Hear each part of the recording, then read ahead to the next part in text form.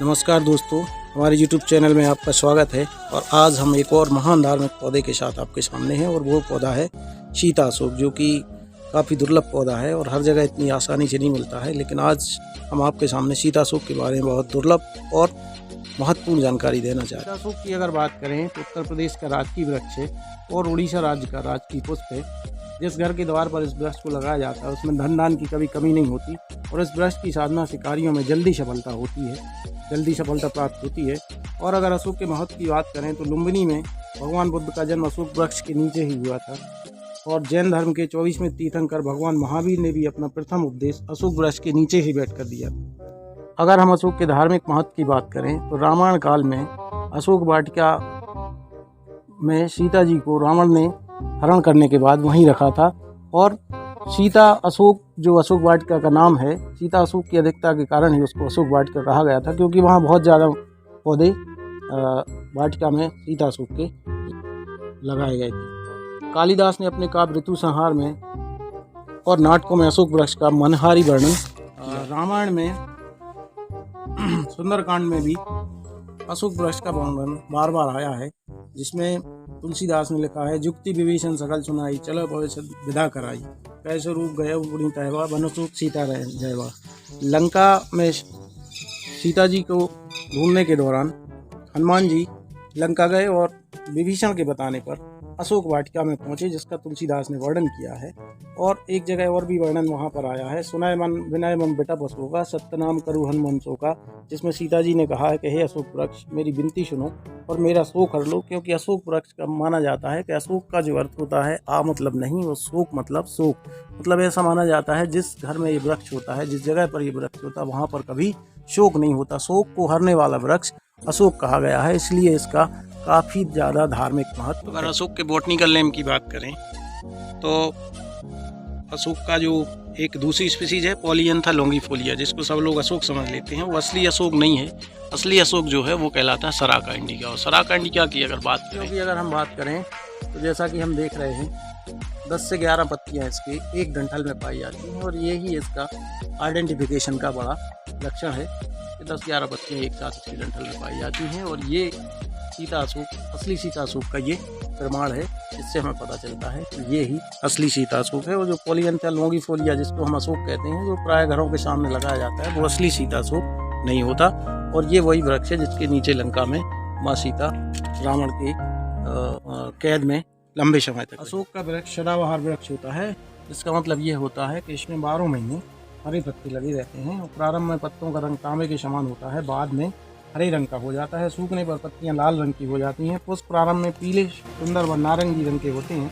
वसंत ऋतु में मार्च अप्रैल के अंदर इसके अंदर पुष्प आते हैं, जो गुच्छाकार सुगंधित चमकीले सुनहरे रंग के होते हैं, जो बाद में लाल रंग के हो जाते हैं। और मई माह में इसमें फलियाँ लगती हैं और फलियों के अंदर 4 से 10 बीज होते हैं और फली गहरे जामुनी रंग की होती है, जो पकने पर काले रंग की हो जाती है। जबकि पेड़ की छाल बाहर से मटमैले रंग की होती है, लेकिन अंदर से लाल रंग की होती है। और इस पौधे का काफ़ी ज़्यादा आयुर्वेदिक महत्व है। वृक्ष हरा भरा अनेक शाखाओं वाला एवं पीपल बरगद के समान होता है और अशोक के पत्तों का रंग ताम्र होने के कारण इस पेड़ को ताम्र पल्लव भी कहा जाता है। लाल एवं नारंगी रंग के जो फूल होते हैं वो काफ़ी आयुर्वेदिक महत्व के होते हैं। यह उड़ीसा का राजकीय वृक्ष है। यह फूल वसंत के समय खिलते हैं। जिस समय यह फूल खिलते हैं उस समय अशोक का पेड़ बहुत आकर्षक और सुंदर नजर आता है। फूल गुच्छों में नजर आते हैं और अशोक की पेड़ की सुंदरता के कारण ही इस पेड़ को हेमपुष्पा नाम से भी जाना जाता है। इसी कारण वैद्यनाथ कंपनी महिलाओं के लिए हेमपुष्पा नाम का एक टॉनिक भी निकालती है, जो कि महिलाओं के लिए कारगर होती है। रामायण काल में रावण द्वारा पंचवटी से सीता हरण किया गया था और लंका में ले जाकर अशोक वाटिका में रखा गया था। और उस समय ज्यादातर जो वाटिका में पेड़ थे वो अशोक के ही। तना, फूल, पत्ते और छाल सारे पार्ट इसके जो होते हैं वो दवाइयों के काम आते हैं। मौसम में कटिंग से अशोक वृक्ष लगाने के लिए अच्छा समय होता है। इन दिनों कटिंग की ज़्यादा देखभाल करने की आवश्यकता नहीं रहती। बगीचे की अच्छी और साफ मिट्टी लेकर उसमें गोबर का सूखा खाद मिला लें। उसके बाद गमले में कलम को रोपित कर दें और गमले के अंदर एक परत रेत की बना लेनी चाहिए, ताकि गमले में ज़्यादा पानी नहीं रुके और रेत पानी को सोख लेती है, जिसके कारण कलम खराब होने की आशंका नहीं होती। अगस्त सितंबर के बीच फूल आते हैं और गमले में साफ मिट्टी को लेकर बीज रोपित करते हैं और गमले के नीचे छेद होना चाहिए ताकि पानी की निकासी बनी रहे। और गमले को छाया वाली जगह पर रख देते हैं। गमले की मिट्टी को सूखने ना दें, बीच बीच में पानी डालते रहें। और अशोक का वृक्ष घर में उत्तर दिशा में लगाना चाहिए, जिससे घर में सकारात्मक ऊर्जा का संचरण बना रहता है। घर में अशोक वृक्ष होने पर सुख संपत्ति एवं समृद्धि बनी रहती है और अकाल मृत्यु भी नहीं होती। ब्रह्म वैवर्त पुराण में भी अशोक का वर्णन किया गया है। रहने वाली महिलाओं को शारीरिक एवं मानसिक रूप से समृद्ध रहने की ऊर्जा मिलती है। यदि महिलाएं प्रतिदिन सुबह स्नान करके अशोक के वृक्ष को जल अर्पण करें तो वैवाहिक जीवन में सुखद वातावरण रहता है एवं मानसिक। अब हम बात करते हैं अशोक के औषधि उपयोग की। तो औषधि उपयोग की बात करें तो जड़, तना, पत्ती, फूल से लेकर छाल से लेकर हर भाग औषधि के रूप में उपयोग में आता है। और अगर औषधि उपयोग की बात करें तो अशोक की छाल एवं ब्रह्मी चूर्ण को मिलाकर 1 चम्मच सुबह शाम दूध के साथ लेने से याददाश्त बढ़ती है। अशोक की छाल खून को साफ करती है और अशोक की छाल को पानी में उबालकर पीने से सफेद प्रदर या ल्यूकोरिया में आराम मिलता है। पानी में उबालकर पीने से सफेद प्रदर या ल्यूकोरिया में आराम मिलता है। पानी को छाल में तब तक उबालें जब तक कि वो 1/4 न रह जाए। चर्म रोगों में छाल घिसकर लगाने से आराम मिलता है और मुहासे होने पर अशोक की छाल घिसकर लगाने से आराम मिलता है। और अशोक की छाल खून को भी साफ करने का काम करती है।